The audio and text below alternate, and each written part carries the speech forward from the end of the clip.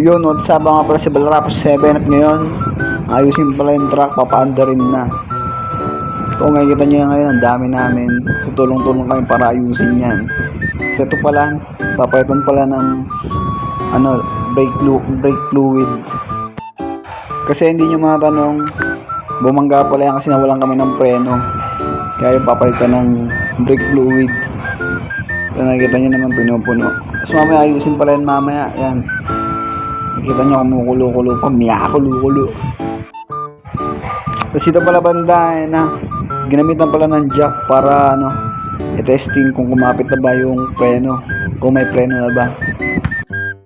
Kasi baka mamaya paanda rin namin tapos biglang sumalpo kasi mawalan ng preno, diba? Tapos ito pala, tinatanggal pala yung mga natirang pinaglumaang brake fluid na tinatanggal. Papalitan na kasi.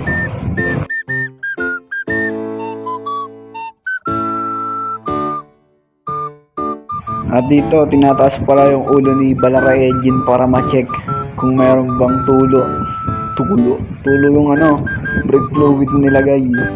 Basta yun na yun, kung ano man yung titingdan dyan.